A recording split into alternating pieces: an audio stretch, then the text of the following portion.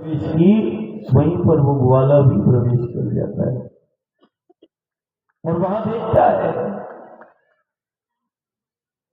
कि वो गाय उस महात्मा के समक्ष खड़ी होती है और जैसे सुबह और शाम हम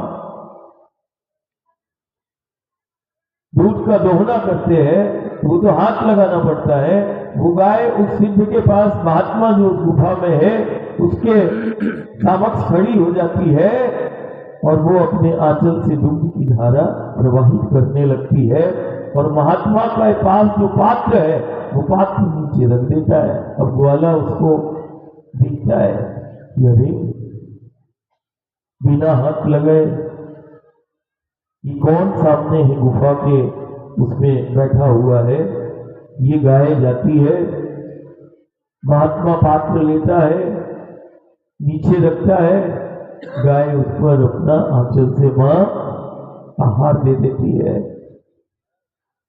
पात्र दूध से भर जाता है। ये सब देख रहा है वो, थोड़ा अंधेरा भी था, कुछ स्पष्ट चेहरा नहीं दिखाई दे रहा था, लेकिन ये लीला वो गुफा के अंदर छिप कर देख रहा था। कारण गाय के साथ मां के साथ वो ग्वाला प्रवेश कर गया गुफा में। अब वो तो भाव कि भैया हम तो गौ की तुम्हारी सेवा हम करते हुए आए हैं और इसके बदले में कोई फल, कोई द्रव्य, कोई दान दक्षिणा आज तक मिली नहीं। वो तो उसी भाव के साथ गुफा में प्रवेश किया था कि आज जिसकी ये गाय होगी आज तो हम पूरा दाम लेके ही हम घर जाएंगे। कि हम रोज इसकी गौएं चराते हैं और बदले में कुछ मिलता नहीं, तो आज तो वो उसी भाव के साथ मणिगिरी पर्वत पे वो गाय चढ़ती गई और वो गौ माता जिस गुफा में प्रवेश की, आज भी वो गुफा का द्वार है। लेकिन काल परिस्थितियों में बहुत सारी रचनाएं जो प्राकृतिक संरचनाएं हैं इन पर्वतमालाओं की, वो कालांतर में जो है वो विकृत हो गई। लेकिन आज भी वो गुफा का द्वार है, गुफा बंद है लेकिन आज भी है। उसने आवाज लगाई, महात्मा। महात्मा ने बोला कौन है, यहां तो किसी का प्रवेश ही नहीं है। बोले ये आपकी गाय है? बोले हाँ ये मेरी गाय है। बोले इसको कई मास दिवस वर्षों से मैं ही इसकी सेवा कर रहा हूं, लेकिन बदले में मुझे कुछ नहीं मिला और आज मैंने सोच ही लिया था कि जिसकी गाय होगी मां जिस द्वार पर रहती है उसको बताने की आवश्यकता नहीं, उस द्वार में प्रवेश कर जाती है।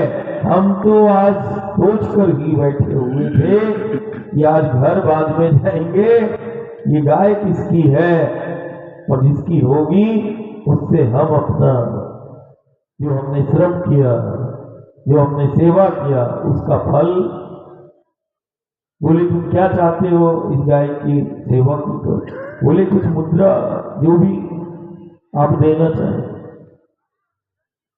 चेहरा तो स्पष्ट ग्वाल को भी नहीं समझ में आ रहा था, महात्मा बस देख रहे थे, लेकिन ग्वाल को चेहरा समझ में नहीं आ रहा था, वहां क्या कैसा रखा है ये भी नहीं समझ में आ रहा था।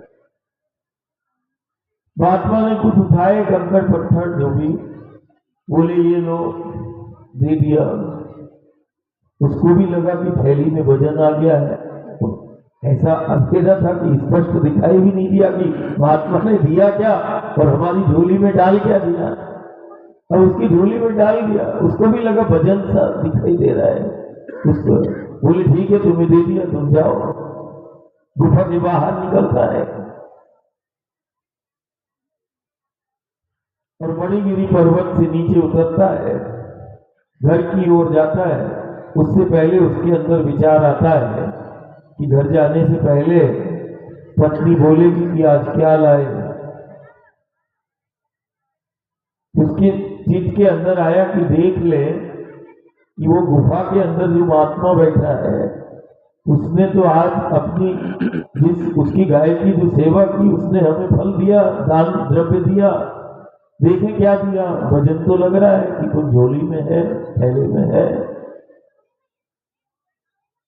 घर जाते समय मणिगिरी पर्वत से नीचे उतर के घर की ओर जा रहा था और उसने थैले को देखा, तो थैले को देखा तो उसमें पत्थर कंकड़, उसका तो और कि बताओ, इस महात्मा ने जो है हमें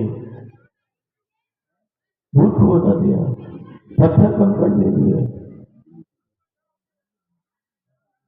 तो आप ऊपर भी नहीं जा सकता। रात्रि का अब गुस्से से बिल्कुल लाल, तो वो